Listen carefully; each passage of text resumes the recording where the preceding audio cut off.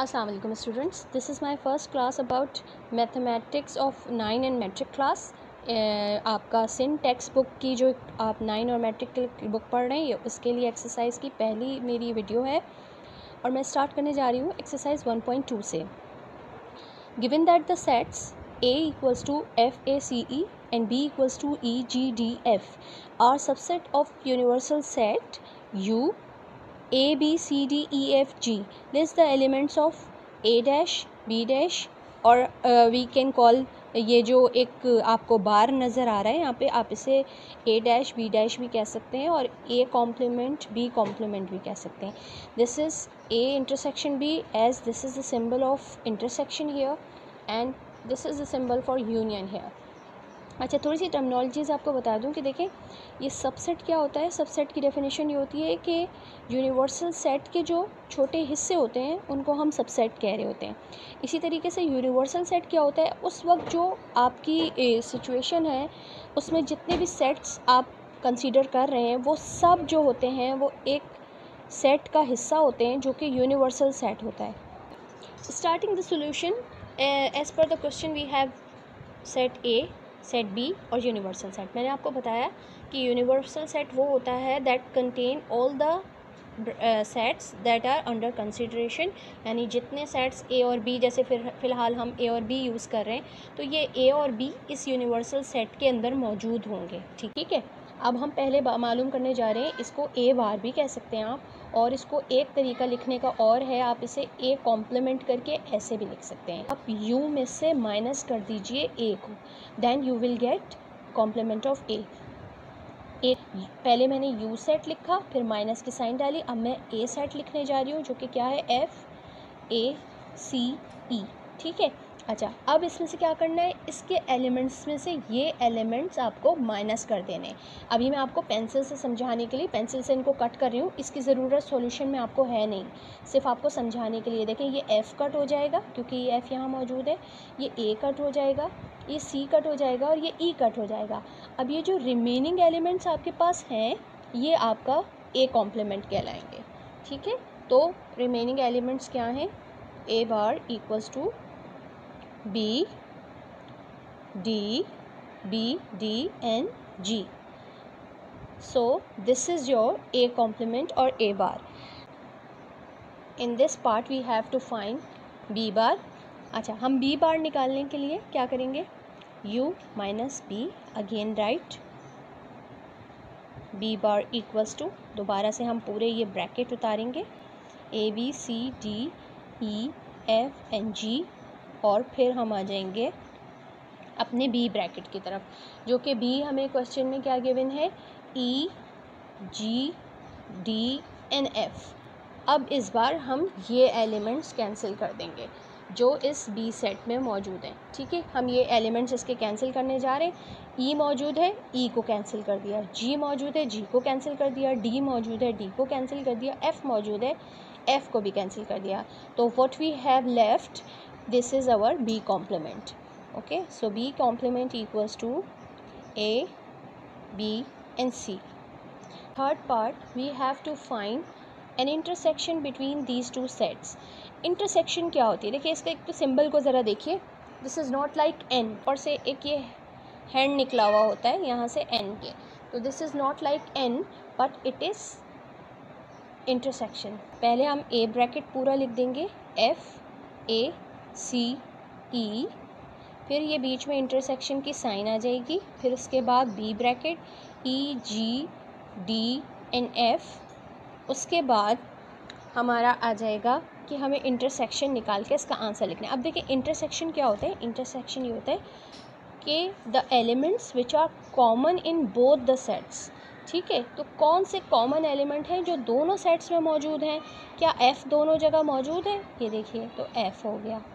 ठीक है, फिर ए दोनों जगह मौजूद है, नहीं, फिर सी मौजूद है, नहीं, ई, हाँ ई मौजूद है। तो देखिए ये एफ़ और ई, ये दो एलिमेंट्स जो हैं वो कॉमन थे, मगर हम इन एफ़ और ई को क्योंकि एक दफ़ा यहाँ आ रहा है एक दफ़ा यहाँ आ रहा है तो दो दो बार नहीं लिखेंगे। सेट की एक प्रॉपर्टी ये होती है कि इसमें कोई भी एलिमेंट रिपीट नहीं होता है। ठीक है, चाहे वो 3 बार आ रहा हो चाहे 4 बार आ रहा हो, ठीक है, कोई भी एलिमेंट आपका रिपीट नहीं होगा। तो हम अल्फ़ाबेटिकल ऑर्डर में लिखेंगे, पहले ई को और फिर एफ को, ठीक है। अच्छा, this is the answer for A intersection B. Question number 4, A union B और उसका कॉम्प्लीमेंट मालूम करना है, ठीक है। तो हमें complement of A union B मालूम करना है, तो सबसे पहले हमें ए यूनियन बी मालूम करना पड़ेगा। तो सॉल्यूशन हम स्टार्ट करेंगे फ्रॉम ए यूनियन बी से। तो ए यूनियन बी हमें मालूम करने के लिए लिखना पड़ेगा ए सेट को, F A C E, union की साइन आ गई। अच्छा, इसमें भी देखें, इसमें भी कोई लैग नहीं बाहर आ रही है, ये जो है सिर्फ सिंपल यू बनेगा, ठीक है। फिर आ जाइए ई जी डी एफ पर, ये हमारा बी सेट हो गया, ये हमारा ए सेट हो गया। अब यूनियन का क्या मतलब है? यूनियन का मतलब ये है कि जितने एलिमेंट इस सेट में हैं, जितने एलिमेंट इस सेट में हैं, आप उन सबको मिलाकर एक जगह लिख दीजिए, मगर कोई एलिमेंट रिपीट नहीं होना चाहिए। और जब हम लिखेंगे तो हम इस अल्फ़ाबेटिकल ऑर्डर को फॉलो करेंगे। जैसे हमारा सबसे पहले आएगा ए एलिमेंट, उसके बाद बी नहीं है, सी आएगा, फिर डी आ जाएगा, फिर ई आ जाएगा। इस तरह से हम इस सेट को कंप्लीट करेंगे, मगर कोई भी एलिमेंट रिपीट नहीं होगा। देखेंगे एफ़ 2 दफ़ा मौजूद है, ये ई 2 दफ़ा मौजूद है, मगर कोई एलिमेंट हम रिपीट नहीं करेंगे। बस अल्फ़ाबेटिकल ऑर्डर में इनको वंस लिखना है। Okay, so A union B equals to A C D E F and G. Okay, B नहीं था दोनों सेट्स में मौजूद, तो बी के अलावा ए C D E F G ये हमने अल्फ़ाबेटिकल ऑर्डर में लिख दिया, तो ये बन गया हमारा ए यूनियन बी। अब हमारा काम क्या है? We have to find the complement of A union B. So हम क्या करेंगे? Complement of A union B का क्या मतलब होगा?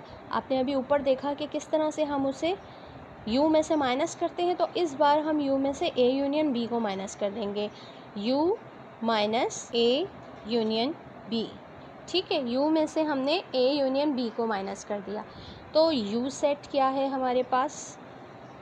a यूनियन b का कॉम्प्लीमेंट निकालने के लिए u सेट लिखेंगे। सबसे पहले u सेट क्या था? a b c d e f and g, और माइनस कर देंगे ये ए यूनियन बी का सेट जो हमने अभी बनाया है, A C E D E F and G. तो क्या बचेगा? देखिए, सब ए से ए कैंसिल हुआ, सी से सी कैंसिल हुआ, डी से डी हुआ, ई हुआ, एफ हुआ, जी हुआ, बचा क्या हमारे पास? सिर्फ ये B. So complement of A union B is equals to B. हम ये हमारा in question number 5 we have to find A intersection B complement, यानी ए का इंटरसेक्शन फाइंड आउट करना है कॉम्प्लीमेंट ऑफ बी के साथ। तो सबसे पहले आपको क्या मालूम करना पड़ेगा? बी कॉम्प्लीमेंट ही है। तो ये देखिए, ये हमने इसको पहले भी कैलकुलेट किया था, आप चाहें तो इसको वहाँ से यूज़ कर सकते हैं, और अगर आपके पास सवाल इस तरह से आएगा तो आपको पहले क्या करना है, इसलिए मैंने आपको बता दिया, ठीक है। बी कॉम्प्लीमेंट, उसके बाद हमें इसका ए के साथ इंटरसेक्शन निकालना है, A intersection B complement equals to F A C E, और देन आप इसका इंटरसेक्शन निकाल लेंगे इस बी कॉम्प्लीमेंट के साथ, ए बी सी, ठीक है। अच्छा, तो हम जब इसका कॉम्प्लीमेंट निकालें तो आप देखिए क्या आएगा। जो कॉमन एलिमेंट्स हैं, एक कॉमन एलिमेंट ये नज़र आ रहा है, दूसरा कॉमन एलिमेंट ये नज़र आ रहा है। We don't have to write them twice, but we have to write once. A intersection B complement equals to A and C. This is our answer for question number 5. In question number 6, we have to find A complement of A intersection complement of B. From question number 1, we have A complement equals to B, D and G, और B complement क्या निकाला था हमने निकाला था A, B and C. तो we have to find intersection between complement of A and complement of B. First we have to write the complement of A, that is B, D and G.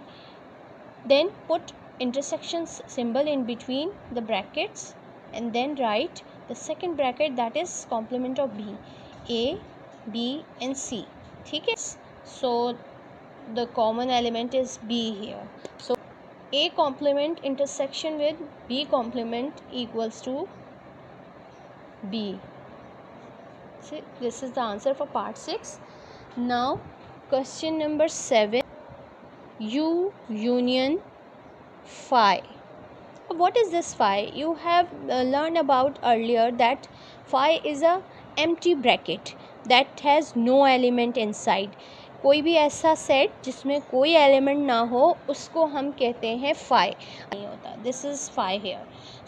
यहाँ हमें union मालूम करती हैं between universal set and phi set. So first we have to write the universal set, that is A, B, C, D, E, F and G. Then we have to put a union sign. Then we have to write the empty set, that is phi.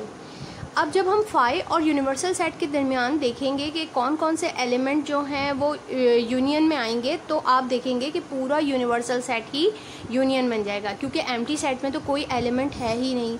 इसलिए union between universal set and phi will be answered as the universal set. Now we have question number 8. In this question we have to find intersection between universal set and phi. As I explained earlier that phi is a set with no element. Universal set intersection phi equals to A. पहले हम universal set को लिखेंगे A, B, C, D, E, F and G. Then put a intersection sign in between and then write the empty set. अब ये देखिए इन दोनों sets के दरमियान कौन सा ऐसा एलिमेंट है जो आपको कॉमन नज़र आ रहा है. इस सेट में कोई एलिमेंट ही नहीं है. तो जब भी आप किसी फाई सेट के साथ इंटरसेक्शन लेंगे किसी भी सेट का, तो उसका आंसर भी फाई सेट ही होगा, यानी वो एक एम्प्टी सेट होगा. तो यहाँ से आप क्या दो चीज़ें सीखेंगे ये जो आपके काम आएंगी. देखें, जब भी आप यूनियन लेते हैं फाई का किसी भी सेट के साथ, ईदर यूनिवर्सल सेट और एनी सबसेट, जो भी सेट के साथ आपने उसका यूनियन लिया था फाई सेट का, तो वो वही सेट उसका आंसर होगा. और जब भी आप इंटरसेक्शन मालूम करते हैं फाई का एम्प्टी सेट का किसी भी सेट के साथ, तो उसका आंसर भी एम्प्टी सेट ही होता है. ठीक है. सो ये हमारे क्वेश्चन नंबर 8 तक कंप्लीट हुआ है. अब मैं अपनी नेक्स्ट वीडियो में आपसे एक्सरसाइज 1.2 के मज़ीद क्वेश्चन शेयर करूँगी. So keep in touch.